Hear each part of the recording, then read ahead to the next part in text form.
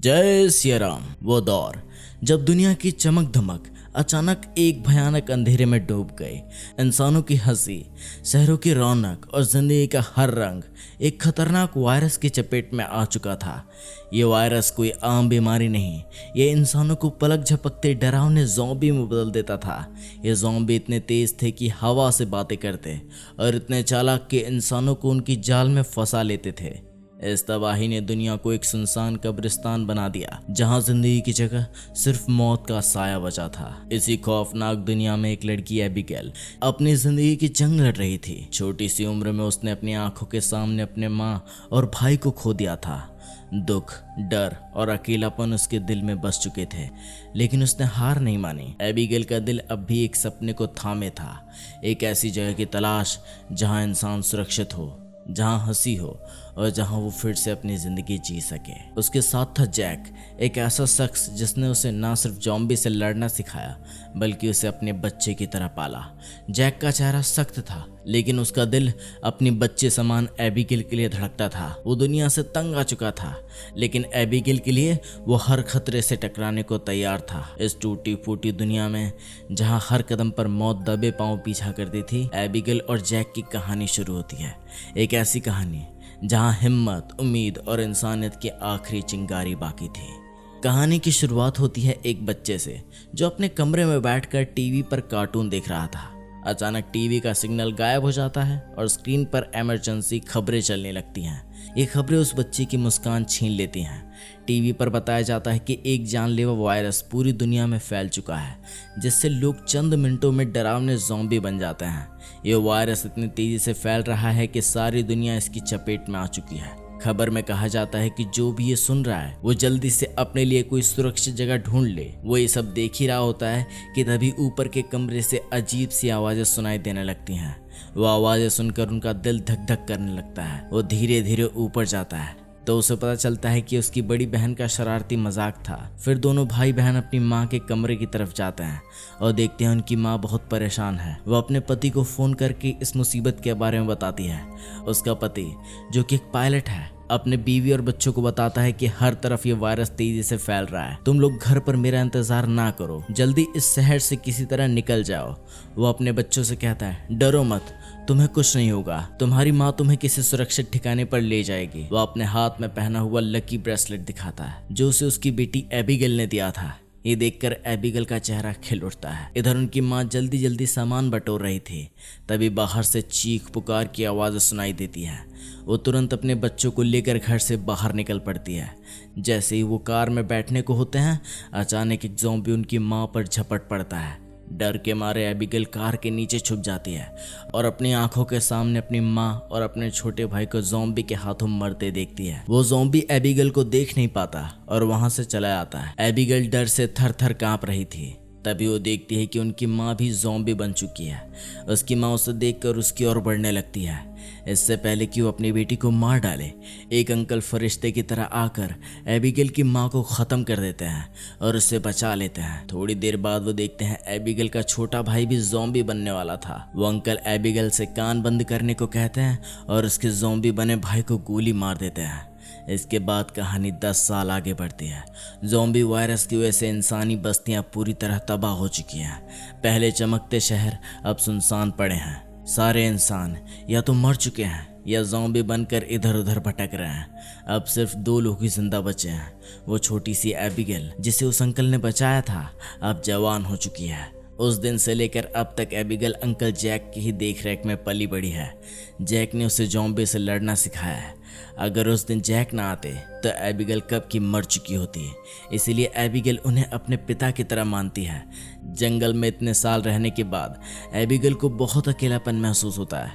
उसकी सबसे बड़ी चाहत थी कि उसे कोई इंसानी बस्ती मिले जहां वो लोगों के साथ हंसी खुशी रह सके, लेकिन जैक को भीड़ भाड़ में रहना बिल्कुल पसंद नहीं। एक रात जब दोनों जंगल में डेरा डाले सो रहे थे, तभी किसी की आवाज़ से जैक की नींद टूट जाती है। वो चुपके से डेरे से बाहर निकल कर देखता है, तभी एक ज़ॉम्बी उन पर हमला कर देता है, लेकिन जैक लगातार गोलियां चलाकर उसे मार गिराता है। एबिगेल भी वहां पहुंच जाती है। पिछले 10 साल से ज़ॉम्बी का शिकार करते करते दोनों को इतना अनुभव हो चुका था कि वो जानते थे कि ज़ॉम्बी झुंड में रहते हैं। उन्हें अंदाज़ा हो जाता है कि आसपास और भी ज़ॉम्बी होंगे। वो जल्दी से वहां निकलने की तैयारी करते हैं और घोड़े पर सवार होकर चल पड़ते हैं। रास्ते में उनका घोड़ा अचानक चिल्लाने लगता है, हिनहिनाने लगता है। जैक समझ जाता है कि खतरा करीब है। दोनों चारों तरफ नज़र दौड़ाते हैं तो दूर एक जीप ज़ॉम्बी से घिरी दिखती है, जहां एक आम इंसान खुद को ज़ॉम्बी से बचाने की कोशिश कर रहा होता है। दुनिया में अब इंसान वैसे भी गिनती के बचे थे, इसीलिए जैक और एबिगेल हर हाल में उस शख्स को बचाना चाहते थे। जैक एबिगेल के निशाने का इंतहाम भी लेना चाहता था। वो कहता है, तुम इस आदमी को बचाओ ताकि पता चले कि तुम पूरी तरह सीख चुकी हो या नहीं। जैक कहता है, शांत दिमाग से टारगेट लॉक करो और फिर गोली मारो। लेकिन एबिगेल जल्दबाजी में गोली चला देती है, जो ज़ॉम्बी के साथ साथ उस इंसान को भी लग जाती है। ये देखकर जैक एबिगेल पर बहुत नाराज़ होता है। फिर दोनों उस शख्स के पास जाते हैं और देखते हैं कि वो अब बच नहीं सकता। जैक उसे गोली मार देता है ताकि अगर ज़ॉम्बी ने उसे काटा भी हो तो दोबारा ज़ॉम्बी बनकर खतरा ना बने। इसके बाद वो उस मरे हुए शख्स की गाड़ी से ज़रूरी सामान बटोरने लगते हैं। जैक उस शख्स के जूते ले लेता है। जैसे ही वो उसके जूते पहनता है तभी वहां मरे हुए शख्स के कुछ साथी आ धमकते हैं और हथियारों के साथ दोनों को घेर लेते हैं। एक शख्स जब जैक के पैरों में अपने दोस्त के जूतों को देखता है तो उसे शक होता है कि इन्होंने ही लूटपाट के लिए उनके साथी को मार डाला। जैसे ही वो लोग जैक और एबिगेल को मारने की कोशिश करते हैं तभी एक गर्भवती औरत गाड़ी से उतरती है और अपने साथियों को इन्हें छोड़ने को कहती है। तभी उनका काला घोड़ा फिर से खतरे की चेतावनी देता है। अगले ही पल जंगल से तेज आवाजें आने लगती हैं। ढेर सारे ज़ॉम्बी तूफान की तरह उनकी ओर बढ़ने लगते हैं। वो इतनी तेजी से आते हैं कि इन्हें भागने का भी वक्त नहीं मिलता। सब हथियार निकाल कर वहीं जंग शुरू कर देते हैं। उनके पास हथियार तो थे, पर ज़ॉम्बी की संख्या इतनी ज़्यादा थी कि एक एक करके कई लोग उनके शिकार होते जाते हैं। बचे हुए लोगों के पास छुपने की कोई जगह नहीं थी और जल्द ही गिनती के लोग ही रह जाते हैं। एक मजबूत मर्द बदकिस्मती से ज़ॉम्बी का शिकार हो जाता है। वो खुद को गोली मारना चाहता है, पर उसकी बंदूक में गोलियां खत्म हो चुकी थीं। अब उन्हें यकीन हो चुका है कि वो ज़ॉम्बी से टक्कर नहीं ले सकते। एबिगेल उस गर्भवती औरत को गाड़ी में बिठाती है। गाड़ी में उस औरत का पति भी होता है। जैक गाड़ी स्टार्ट करके वहाँ से तुरंत निकल पड़ते हैं। पूरे ग्रुप में अब सिर्फ ये 4 लोग ही बचे थे। बाकी सब ज़ॉम्बी की भेंट चढ़ चुके थे। एक काले चेहरे वाला ज़ॉम्बी, जो कि इन सभी ज़ॉम्बीज का लीडर था, अपने साथियों को मरा देखकर बहुत गुस्से में आ जाता है। इधर ये चारों ज़ॉम्बी से जान बचाकर गाड़ी में सफ़र कर रहे होते हैं। रास्ते में जैक पीछे बैठी औरत से पूछता है, तुम लोग कौन हो और यहाँ क्या कर रहे हो? वो बताती है कि वो लोग शिपटाउन नाम की एक जगह पर जाना चाहते हैं जहाँ इंसान सुरक्षित रहते हैं। वहाँ ज़िंदगी की सारी सुविधाएं हैं और वो लोग वहाँ आम जिंदगी जीना चाहते हैं। ये सुनकर एबिगेल का दिल खुशी से झूम उठता है, क्योंकि वो यही जगह थी जहाँ वो हमेशा से जाना चाहती थी। लेकिन जैक कहता है, ऐसी कोई बस्ती नहीं, मैं 10 साल से इधर उधर भटक रहा हूँ, मुझे तो ऐसा कभी कुछ नहीं दिखा, न इसके बारे में कुछ पता चला। तभी अचानक उनकी गाड़ी बीच रास्ते में खराब हो जाती है। गर्भवती औरत का पति, जिसका नाम डेविड है, बाहर निकलता है और कहता है, मैं मैकेनिक हूँ, मैं इसे ठीक कर सकता हूँ। पर औजार ना होने की वजह से वो गाड़ी ठीक नहीं हो पाती, इसीलिए वो गाड़ी वहीं छोड़कर पैदल चल पड़ते हैं। कई किलोमीटर चलने के बाद वो एक सुनसान सोसाइटी में पहुंचते हैं। वहाँ ऊंची इमारतें तो खड़ी हैं, पर हर तरफ मौत का सन्नाटा पसरा हुआ है। वो लोग पहले उस जगह की अच्छी से तलाशी लेते हैं। जब कोई खतरा नहीं दिखता तो वो रात वहीं गुजारने का फैसला करते हैं। रात में वो लोग आग जलाकर खाना पकाते हैं। एबिगेल शिपटाउन जाने के लिए बहुत बेचैन थी। वो उस गर्भवती औरत से उस जगह के बारे में बात करने लगती है। वो औरत बताती है कि उनका शिपटाउन में रहने वालों से रेडियो पर संपर्क हुआ था। वो एक बहुत ही खूबसूरत जगह है जहां हम आज़ादी से जी सकते हैं। ये सुनकर एबिगेल की आंखें खुशी से चमक उठती हैं। इधर जैक बाहर जाल बिछा देता है ताकि सोते वक्त भी खतरे का पता चल सके। जैक अंदर आकर एक नक्शा निकालता है और सबको समझाता है कि वो डेविड और उसकी बीवी को कुछ दूर तक छोड़ देंगे, फिर दोनों अलग अलग रास्ते पर चले जाएंगे। लेकिन एबिगेल जैक के इस फैसले से बिल्कुल खुश नहीं थी।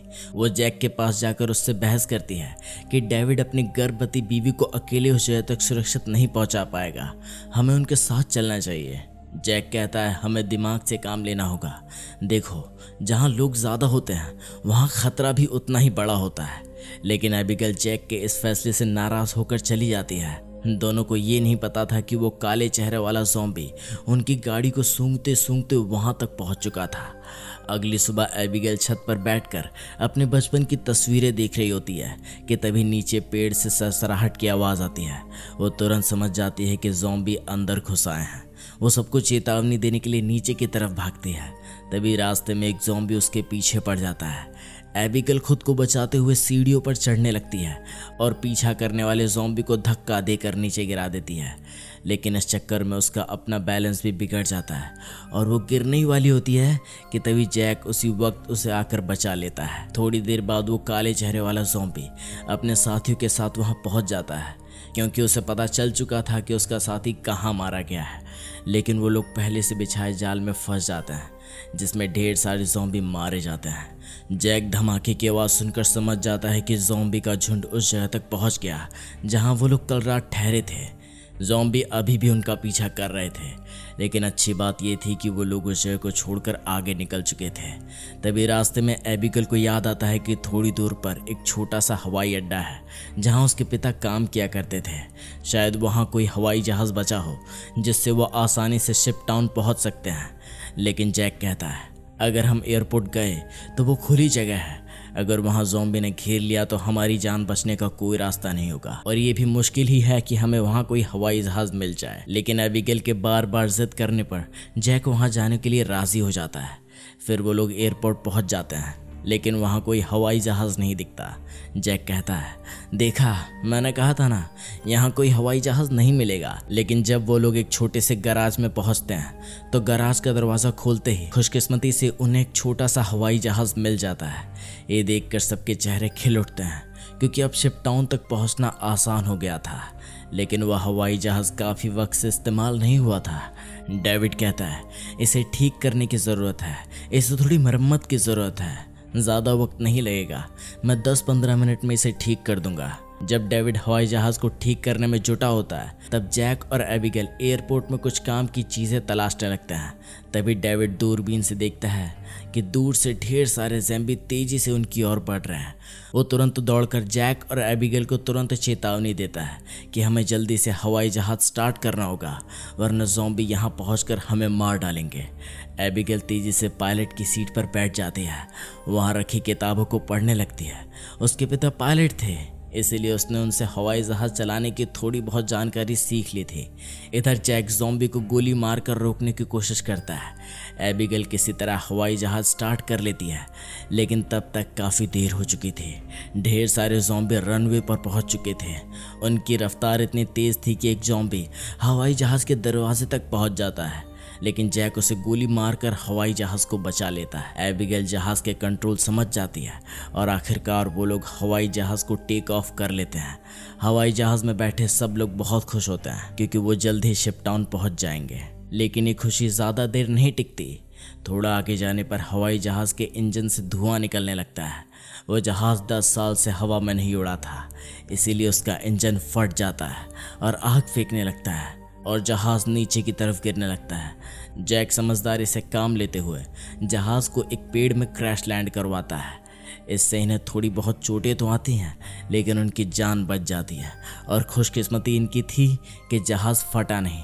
लेकिन अब वो जहाज़ इस्तेमाल लायक नहीं बचा, इसीलिए उन्हें फिर से पैदल सफ़र शुरू करना पड़ा। काफ़ी दूर चलने के बाद वो एक सुनसान रेलवे स्टेशन पर पहुंचते हैं। रात हो चुकी थी, तो वो लोग आसपास खतरे की जांच करते हैं। जब कोई ज़ॉम्बी नज़र नहीं आता तो वो रात वहीं गुजारने का फ़ैसला करते हैं। वो लोग नक्शे पर अपने लोकेशन देखते हैं, जिससे पता चलता है कि अब वो शिप टाउन से सिर्फ 2 दिन की दूरी पर हैं। तभी वो गर्भवती औरत जैक के पास आती है और उसका शुक्रिया अदा करती है। वो कहती है अगर तुम ना होते तो हम कभी यहाँ तक नहीं पहुँच पाते। ये सुनकर जैक को उस औरत से हमदर्दी होने लगती है। वो उसे अपनी कहानी सुनाता है कि 10 साल पहले जब ये ज़ॉम्बी वायरस शुरू हुआ था तो उसे अपनी बीवी को अपने हाथों से मारना पड़ा था, क्योंकि वो उसे काटने आ रही थी। तब से उसके अंदर का इंसान जैसे कहीं खो गया है। अब इस दुनिया में सिर्फ उसे एबिगेल का सहारा है जिसे वो हर कीमत पर जिंदा रखेगा। जैक उस औरत से ये भी कहता है कि अब उसका इरादा बदल चुका है, मैं तुम्हें पहले शिप टाउन तक पहुंचाऊंगा। ये औरत वो सुनकर बहुत खुश हो जाती है। उधर उस औरत के पति डेविड अपने सिर पर बंदूक रखकर खुद को मारने की कोशिश करता है। दरअसल उसके पैर में एक ज़ॉम्बी ने काट लिया था, लेकिन अभी तक वो ज़ॉम्बी नहीं बना था क्योंकि वो घाव बहुत ही छोटा था, बहुत ही बारीक, जिससे ज़ॉम्बी बनने की रफ्तार काफ़ी धीमी थी। उसने फैसला किया कि पहले वो अपनी बीवी को शिप टाउन तक सुरक्षित पहुंचाएगा, फिर खुद को उससे दूर कर लेगा और अपनी जान ले लेगा। अगली सुबह ये चारों फिर से सफ़र शुरू करते हैं। रास्ते में जैक को डेविड की हरकतें कुछ अजीब लगती हैं। जैक समझ जाता है कि वो इन्फेक्टेड है। वो उसे पकड़कर एक खाली जगह पर ले जाता है जहाँ उसकी बीवी और एबिगेल नजर ना आए। वो डेविड की पैंट ऊपर करता है और उसे ज़ॉम्बी का काटा हुआ निशान दिख जाता है। अब जैक को पक्का यकीन हो जाता है कि डेविड जल्दी ही ज़ॉम्बी बन जाएगा। जैक उससे कहता है, बताओ तुम खुद को खुद मारोगे या मैं तुम्हें मारूं? डेविड कहता है, मैं किसी को नुकसान नहीं पहुंचाऊंगा। अगर ऐसी नौबत आई तो मैं खुद को ख़त्म कर लूँगा। ये सुनकर जैक उसे छोड़ देता है। चलते चलते रात हो जाती है और आगे ही एक घर दिखता है। जैक बंदूक तान कर आगे बढ़ता है। तभी अचानक एक तेज़ रोशनी चमकती है और स्पीकर से आवाज़ आती है, अपनी बंदूक के नीचे रख दो वरना गोलियों से छल्ली कर दिए जाओगे। अब इस आवाज़ से उन्हें पता चलता है कि अंदर कोई इंसान है। एबिगेल आगे बढ़ती है और कहती है, हमारा मकसद किसी को नुकसान पहुंचाना नहीं, हमें बस मदद चाहिए। तभी उस घर का मालिक बाहर आता है। वो कहता है, तुम्हें यहाँ ढेर सारा खाना और रात गुजारने की जगह दी जाएगी, लेकिन एक शर्त है, तुम्हें अपनी बंदूकें बाहर छोड़नी होंगी। वो लोग अपनी बंदूक बाहर छोड़ देते हैं तो वो शख्स उन्हें घर के अंदर ले जाता है। वो सबका स्वागत करते हुए बताता है, मैं एक साइंटिस्ट हूँ, मैं यहाँ अकेला रहता हूँ, चाहता तो यहाँ से निकल जाता, लेकिन ऐसी जगह पर मुझे अपनी रिसर्च करने में आसानी होती है। वो सबको शानदार खाना देता है। इतना स्वादिष्ट खाना देखकर सब हैरान रह जाते हैं क्योंकि ऐसा खाना उन्होंने बरसों से नहीं खाया था। उन्हें इस बात की भी हैरानी होती है कि आखिर इसको इतना अच्छा खाना मिला कहाँ से। सब खाने पर टूट पड़ते हैं। खाना खाने के बाद वो साइंटिस्ट उनके लिए ड्रिंक्स पिलाता है। सब खुश हो जाते हैं क्योंकि इतने दिनों बाद उन्हें आराम से बैठकर बात करने का मौका मिला था। लेकिन साइंटिस्ट की बातें सुनकर उन्हें कुछ अजीब सा लगने लगता है। साइंटिस्ट कहता है, देखो ये जो वायरस फैला है वैसे तो बहुत खतरनाक है, लेकिन दूसरी तरफ इसने इंसानों को बेहतर भी किया है। इन ज़ॉम्बीज़ का फ़ायदा यह है कि इससे कमज़ोर इंसान ख़त्म हो जाएंगे और जो ताकतवर हैं वो ज़ॉम्बी बनकर ज़िंदा रहेंगे। वो कहता है ज़ॉम्बी सिर्फ खाने के लिए जीते हैं, ना कि तरक्की के लिए, इसीलिए ज़ॉम्बी को इस दुनिया पर राज करना चाहिए। ये सुनकर चारों को बहुत अजीब लगता है। तभी डेविड को अपनी तबीयत ज़्यादा ख़राब महसूस होती है और वो बाथरूम चला जाता है। बाथरूम में शीशे में देखकर उसे पता चलता है कि वायरस उसके शरीर में पूरी तरह फैल चुका है। जब डेविड हॉल में वापस आता है तो देखता है जैक और बाकी लोग बेहोश पड़े हैं। दरअसल साइंटिस्ट ने शराब में बेहोशी की दवा मिला दी थी। ये देखकर डेविड साइंटिस्ट पर हमला करने की कोशिश करता है। तभी साइंटिस्ट अपने हाथ में पहने एक डिवाइस पर बटन दबा देता है। डेविड को अचानक बहुत कमजोरी महसूस होती है और वो ज़मीन पर गिर पड़ता है।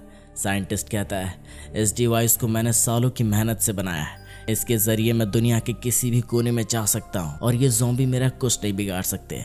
साइंटिस्ट ने एक ऐसा डिवाइस बना लिया था जिससे वो ज़ॉम्बी को कंट्रोल कर सकता था, यानी वो पूरी दुनिया का राजा बनकर सबको अपने इशारे पर नचाएगा। इसके बाद डेविड बेहोश हो जाता है।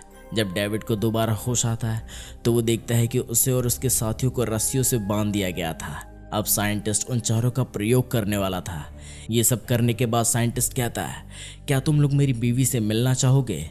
फिर वो अपनी बीवी को दिखाता है जो एक ज़ॉम्बी थी और पिंजरे में बंद थी।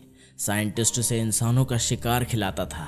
ये डिवाइस भी साइंटिस्ट ने अपनी बीवी पर प्रयोग करके ही बनाई थी। साइंटिस्ट अब पिंजरे का दरवाज़ा खोलता है और उसकी बीवी सबसे पहले उसी पर हमला करती है, लेकिन साइंटिस्ट उसे कंट्रोल करके इन चारों की तरफ भेज देता है। वो ज़ॉम्बी जैक पर झपटती है, लेकिन जैक उसे लात मारकर पीछे धकेल देता है। तभी डेविड वायरस की ताकत यानी अपनी ज़ॉम्बी की शक्तियों का इस्तेमाल करते हुए रस्सी को काट देता है और अपने साथियों को भी आज़ाद कर देता है। साइंटिस्ट खतरा भांपकर तुरंत भाग जाता है। चारों अपना सामान लेकर जल्दी से बाहर निकलते हैं। खुशकिस्मती से उन्हें बाहर साइंटिस्ट की गाड़ी मिल जाती है और वो उसी में बैठकर जंगल की तरफ निकल जाते हैं। लेकिन साइंटिस्ट हार मानने वाला नहीं था। वो अपने डिवाइस से ज़ॉम्बी के झुंड को कंट्रोल करने लगता है और उनका पीछा करवाता है। जैक गाड़ी की रफ्तार बढ़ाकर ज़ॉम्बी को काफ़ी पीछे छोड़ देता है, लेकिन आगे रास्ता बंद था। अब उनके पास पैदल जाने के सिवा कोई चारा नहीं था। थोड़ा आगे पैदल जाने के बाद ज़ॉम्बी फिर से उनके करीब पहुंच जाता है। डेविड समझ जाता है कि उसके पास ज़्यादा वक्त नहीं बचा, वो जल्द ही ज़ॉम्बी बन जाएगा। इसलिए वो बाकियों से आगे बढ़ने को कहता है और खुद पीछे रहकर ज़ॉम्बियों को रोकने का फैसला करता है। लेकिन उसकी बीवी मैगन उसे जाने नहीं देना चाहती थी। डेविड उससे कहता है, तुम्हें हमारे बच्चे के लिए जिंदा रहना होगा, मैं ये सब अपने आने वाले बच्चे के लिए कर रहा हूँ। इसके बाद डेविड ज़ॉम्बी से भिड़ जाता है और बड़ी बहादुरी से उनका मुकाबला करता है। काफ़ी देर तक वो ज़ॉम्बी को रोकता है, जिससे उनके साथी ज़ॉम्बी से काफ़ी दूर चले जाते हैं। लेकिन तभी एक ज़ॉम्बी आकर डेविड को मार देता है। जैक प्रेग्नेंट मैगन को गोद में उठाकर आगे बढ़ता है और आखिरकार वो उस जगह पहुंच जाते हैं जहां इंसानों की बस्ती थी। एबिगेल मदद के लिए चिल्लाने लगती है क्योंकि उनके पीछे ढेर सारे ज़ॉम्बी थे। ऊपर टावर पर बैठे 2 पहरेदार उन्हें देख लेते हैं और स्नाइपर से ज़ॉम्बी को शूट करके उन्हें कवर देने लगते हैं। जल्दी ही उनके लिए एक नाव भेज दी जाती है और तीनों उस नाव पर सवार होकर शिप टाउन के अंदर पहुंच जाते हैं। काले चेहरे वाले ज़ॉम्बी अपने साथियों को आगे बढ़ने से रोकता है क्योंकि ज़ॉम्बीज़ पानी में तैरना नहीं जानते और आगे पानी का रास्ता था जिसे वो पार नहीं कर सकते थे। इधर मैगन की डिलीवरी होने वाली थी और उसे तुरंत इलाज की ज़रूरत थी। अच्छी बात यह थी कि वहाँ एक डॉक्टर और हॉस्पिटल की सुविधा भी थी। अगली सुबह हम देखते हैं इस जगह को कई बड़े जहाज़ों को जोड़कर एक टाउन बनाया गया था जिसके चारों तरफ पानी है। जैक एबिगेल से कहता है, अब हमें यहाँ से जाना चाहिए, लेकिन एबिगेल ने यहीं रहने का फैसला कर लिया था। उसे लोगों के बीच रहना बहुत अच्छा लगता था। इस बात पर दोनों में ज़बरदस्त झगड़ा हो जाता है। तभी एक डॉक्टर आती है और बताती है कि मैगन ने एक बेटी को जन्म दिया है, लेकिन खून ज़्यादा बहने की वजह से वो शायद ज़्यादा दिन नहीं जी पाएगी। ये सुनकर जैक का मन उदास हो जाता है। वो तुरंत हॉस्पिटल के कमरे में जाता है।